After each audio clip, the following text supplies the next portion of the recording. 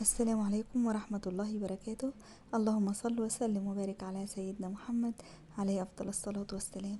اللهم إني أعوذ بك من الهم والحزن، وأعوذ بك من الجبن والبخل، وأعوذ بك من غلبة الدين وقهر الرجال. ازيكم عاملين ايه؟ رب تكونوا في أحسن حال. روتيني في اليوم ده مع أولادي، حبيت ان انا اشاركهم معايا. كنت بعمل لهم فطار لانهم كانوا رايحين المدارس خلاص قربت تخلص، فكنت بعمل لهم كده فطار، اكل يعني ياخدوه معاهم او يفطروا قبل ما يمشوا زي ما يحب. وكمان هما كانوا عايزين يوروني الرسم اللي هما رسموه في المدرسة، هوريه لكم طبعا في الفيديو. يعني مش عارفة رسم حلو يعني، بس شخصيات غريبة يعني.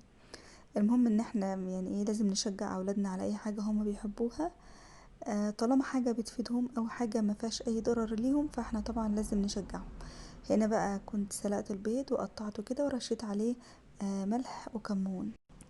اهتموا بوجبة الفطار للأولاد، ما تنزليش أولادك لأي مكان من غير فطار، حتى لو هما في أجازة وقاعدين في البيت. فدايما حافظي على وجبة الفطار سواء ليكي أو لأولادك، لأن وجبة الفطار دي وجبة أساسية في اليوم، وجبة أساسية في اليوم ووجبة مهمة كمان.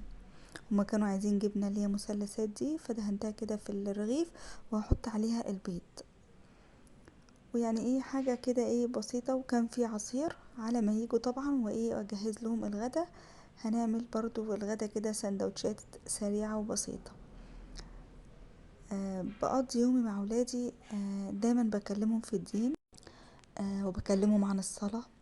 أه بحاول ان انا ازرع في نفوسهم وفي دماغهم كل حاجة تخص الدين من صغرهم، لاني بقولك التعليم في الصغر كالنقش على الحجر. لانهم لما يكبروا هيفتكروا كلامي ويفتكروا اللي انا كنت دايما بقوله، دايما بقول لهم الحرام والحلال.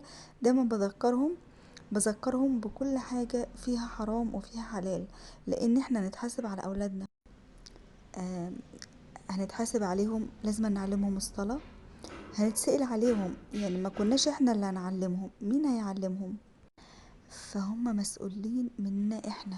فلازم بكلمهم عن الصلاة، بكلمهم عن الدين. واقول لهم اي حاجة عاوزينها بنطلبها من ربنا واحنا بنصلي، ادعوا ربنا بأي حاجة انتوا عايزينها وبتحبوها، لان ربنا هو اللي بيعمل لنا كل حاجة. فدايما كلموا مع اولادكم في الدين، عرفيهم حديث، علموهم الصلاة من صغرهم، ده كله من الصغر. لانهم يبقى انت كده بتعملي اللي عليك قدام ربنا سبحانه وتعالى. مش ان احنا نسيبهم خالص ونقول يعني وقت ما يتعلموا او هم لسه صغيرين، لا، ما فيش حاجة اسمها الكلام ده. انت تعلميهم هم يكبروا على وعي. فدايما اتكلمي معاهم، خلي عندهم نضج بكل حاجة حواليهم. طبعا في الحاجة اللي تفيدهم طبعا بنتكلم معاهم في الحاجة اللي تفيدهم بس مش اكتر. بنوعيهم في كل حاجة، لان احنا في زمن يعني الله المستعان، ربنا يحفظهم يا رب ويهديهم. ادعوا لهم دايما بالهدى، وان ربنا يحفظهم من اي شر يا رب، ويبعد عنهم كل شر. عوديهم ان هم يشتغلوا معاكي في البيت، يساعدوكي حتى لو حاجة بسيطة. علميهم يغسلوا اسنانهم قبل ما يناموا. عوديهم على كل حاجة انت حباها، لان الام هي اللي بتعود وتربي. فلازم نربي صح زي ما ديننا ما بيقول، وربنا يهديهم. كنت جبت بقى شوية مشتريات كده سريعة كنت محتاجاها. جبت كاكاو، وجبت هما يعني كانوا عايزين حاجة زي كده، فانا من الوقت للتاني بفرحهم بأي حاجة حلوة زي كده، بس مش على طول، لاني طبعا احنا عارفين ان الحلويات مش صحية. دي قالب سمنة. وجبت كمان ده كاكاو، كان كاكاو محلى، كنت هعمله لهم مشروب. انا بحب اشتري الكاكاو الخام. ده زبادي بجوز الهند وزبادي بالفواكه. وجبت ده كان عليه خصم. ده ابريوش كده كان عليه خصم، لما بلاقي حاجة عليها خصم بجيبها. وطبعا القهوة كانت خلصت من عندي. ده عصير برتقان. جبت طبعا قهوة اهي، هنعملها برضو مع بعض دلوقتي. ما تشربيش كافيين كتير، اشربي هو فنجان قهوة كده في اليوم، يعني واحد بس. القهوة مفيدة، يعني ما تشربي مرة واحدة في اليوم هتفيدك، ما تشربيش اكتر من مرة، لان برضو هي ليها اضرار. فيعني كفايه مره واحده قوي. انا ماليش في الشاي قد كده، بس يعني ممكن مره في الشهر كده اشرب كوبايه شاي. بس انا حاليا مش بكتر من الشاي ولا القهوه لانها برضو متعبه للمعده. فانا الفتره دي مش بشرب كتير قوي يعني، ولا شاي ولا قهوه. اشربوا ميه كتير، خصوصا في الصيف. الميه مفيده جدا للجسم، ولو بتعملي دايت، بتعملي نظام صحي، فهي الميه يعني حتى لو انت مش بتعملي دايت فهي صحيه. لان هي في الصيف لازم نشرب ميه كتير عشان يعوضنا، يعني عشان الجفاف كمان في الحر. والبطيخ ما تاكلوش برضو بطيخ كتير. وكلوا الاناناس، الحاجات اللي هي فيها سوائل او ميه كتير اشربوا منها. كلوا خضار، كلوا فاكهه. يعني حاولوا كده تغيروا نظامكم الى نظام صحي يعني على قد ما تقدروا عشان ولادكم كمان يتعودوا. اكمل لكم بقى يعني ايه حديثنا كده مع الولاد. كلميهم يوم مثلا، هاتي آية من القرآن وتفسريها معاهم، او حديث تخليهم يحفظوه. كنت دايما كده بكتب شوية أسئلة دينية للأولاد واخليهم كده يقرأوها مرة على مرة هما بيحفظوها. اوقات بيجيبوا أسئلة دينية على التلفزيون، او بيسمعوا قرآن من الوقت للتاني. فانا عايزة يعني عايزة دايما كده ان هم ايه، القرآن بيخلي عندنا لين في القلب والقلب يخشع. فدايما خلي اولادكم يسمعوا القرآن او يحفظوه زي ما تحبوا. يعني المهم ان هو يبقوا عارفين القرآن في حياتنا شيء اساسي. يعني حاولي كده على قد ما تقدري تقرأي صفحة يوميا او آية بالتفسير بتاعها. المهم ان احنا نقرأ القرآن، لان القرآن يعني القرآن ده خير صديق بجد. حاولوا تحفظوا، حاولوا تقرأوا. المهم ان احنا يا جماعة نفتح المصحف وننظر اليه ونقرأ فيه ونتعلم ايات الله سبحانه وتعالى. القرآن بيعلمنا كل حاجة، احنا حياتنا مكتوبة كلها في القرآن. المهم كنا دخلنا كده يعني ايه، بسيب بنتي اللي تنشر، يعني ايه احنا مش بننشر على طول في البلكونة، بس هما كانوا ايه، بخليها تشاركني حتى لو هي مش بتعرف تنشر قوي، بس ايه مرة على مرة هتتعلم. وابني كمان كان عاوز يشاركني من الوقت للتاني. بحب ان انا اخليهم يشاركوني في كل حاجة حتى لو مش بيعرفوا يعملوا الحاجة بيرفكت يعني كويس. فمرة على مرة هم هيتعلموا. بصوا بقى، شايفين الورد اللي تحت ده احنا تحتنا سكان، بس هو نظام البيت بس غريب شوية. هو البيت على شارعين، الشارع من الخلف وشارع من يعني على الطريق من الخلف. لما لقيت بقى الجو شمس جبت كده اللحاف واحنا هنمسح البلكونه، لان هم قالوا احنا عايزين نقعد شويه النهارده في البلكونه، وان انا اقعد معاهم يعني واشاركهم كده في اي حاجه واتفرج على رسوماتهم والكتب بتاعتهم.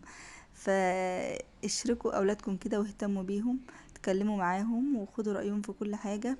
انتوا اللي تهتموا بيهم علشان ما يلجأوش لاي حد. خدوا بالكم من النقطه دي. كنست بقى البلكونه وهمسحها كده سريعا. احنا ما عندناش تراب، بس او ساعات الاولاد ممكن يوقعوا حاجه فيها. ان شاء الله باذن الله في نيتي ان انا ازرع البلكونه دي، يعني افرشها كده نجيله وازرعها، يعني نحاول ان انا اجدد فيها. حفظوا بقى اولادكم اسماء الله الحسنى. ممكن تقولوا لهم مثلا اسم من اسماء الله الحسنى بالشرح. وزي ما قلت لكم اي ايه قرانيه، احاديث نبويه، اي حديث، حديث بسيطه كده. ابداوا معاهم باحاديث بسيطه. كان مثلا في حديث بسيط قوي: الدعاء هو العباده. اي حديث يعني. المهم ان احنا دايما نذكرهم بالرسول صلى الله عليه وسلم وبربنا سبحانه وتعالى. بنذكرهم بالاحاديث: قال رسول الله صلى الله عليه وسلم، وهكذا. القرآن ربنا بيكلمنا في القرآن، بيخاطبنا في القرآن. ففي تفسيرات لبعض الايات بتبقى حلوه جدا. اعذروني بقى لان ايه يعني لما باجي اسجل ممكن تسمعوا صوت حد من ولادي، فانا بخليهم ان هم ياخدوا براحتهم في الشقه.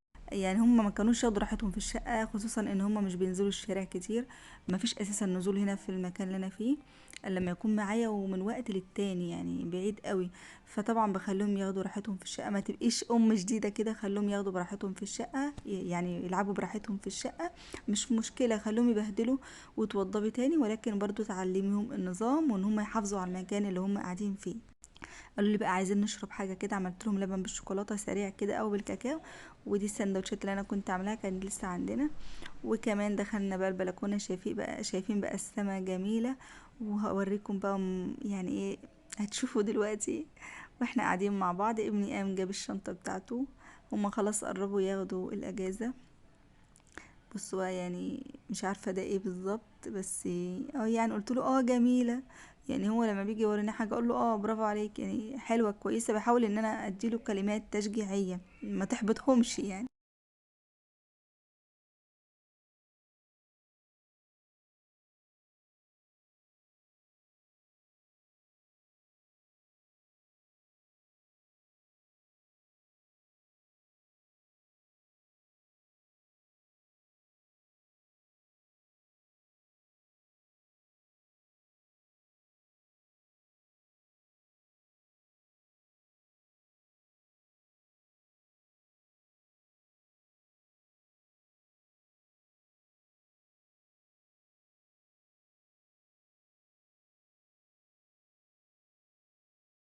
وده الكتب بتاعتهم بقى، يعني هو طلعهم كلهم وانا ما حبيتش اكسف، قلت له طيب ماشي خلاص. وكان يعني بصيت له فيهم كده، يعني هو ما كانش بيذاكر، هو كان جايبهم لي يوريهم لي. وبعد كده بقى شلنا الكتب. ده بقى انا بحب ان انا اكون عامله كده كشكول لنفسي، بحب اكتب فيه يعني بعض الملحوظات كده وشويه حاجات. آم، وشايفين بقى السماء صافيه، يعني ما شاء الله سبحان الله العظيم، يعني سبحان الخالق اذا ابدع. قلنا بقى نعمل سندوتشات كده سريعه. كنت مطلعه الكبده دي، حط عليها توم وفلفل اخضر، وقليت بطاطس، هقلي بطاطس، سبت الزيت يسخن، وبعد كده هننزل بالكبدة في الزيت وهو ساخن، واحط ايه بصلاية كده صغيرة مش كبيرة. وطبعا بقى عايزة تكتري الفلفل الاخضر او شطة خضرة براحتك. اوقات ما بحبش اضيف حاجة يعني شطة او حاجة، علشان برضو الولاد طبعا مش كل الولاد بيحبوا الحاجات الحامة.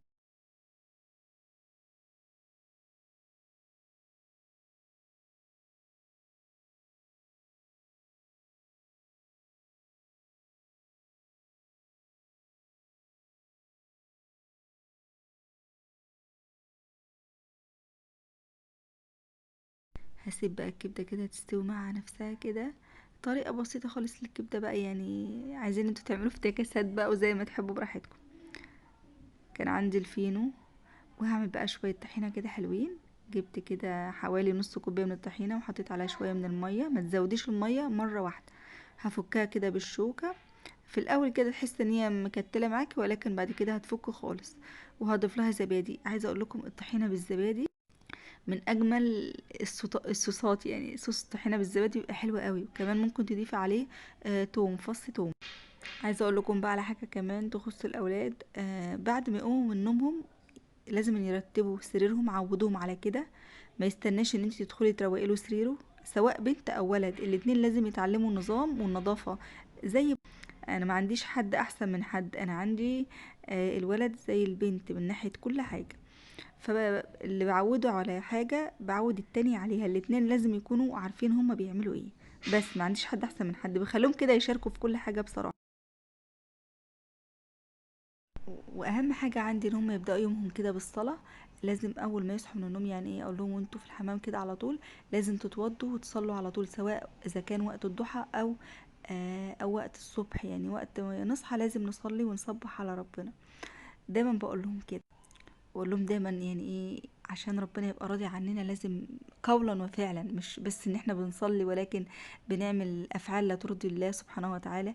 لازم يكون ايه في الفعل والقول ربنا يكون راضي عننا، يا رب يتقبل منا ومنكم صالح الاعمال. واقول لهم اذكار الصباح والمساء، يعني ايه بحاول ان انا اعودهم عليها، يعني حتى لو هيقولوا يعني حاجة واحدة بس، المهم ان هم يبقوا عارفين ان في اذكار الصباح والمساء.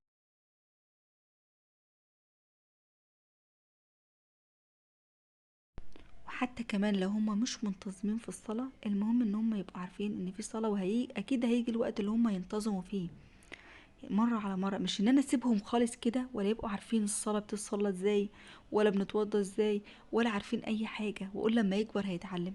غلط. لازم انتي تعلميهم من دلوقتي، علشان على ما يكبروا هيكونوا بقى عندهم معرفة ونضج اكتر كمان. يعني ربنا يهديهم، بس يعني ربنا يهدينا ليهم ويهديهم لنا ويبارك لنا فيهم يا رب، ويجعلهم من الطائعين. آم، عملت بقى السندوتشات. ابني مش بياكل الكبده، مش بيحب الكبده، فطلعت كده كام شريحه من البانيه وعملت سندوتش ليه. واللي اتبقى يعني ايه اي حد كان عايزه عادي يعني.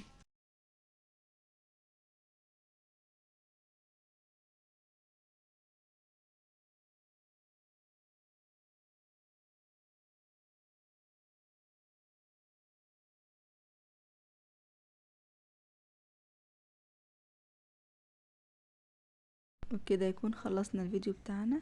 يا رب يكونوا استفدتم بأي حاجة. دمتم في رعاية الله وحفظه وأمانه، واشوفكم في فيديو جديد.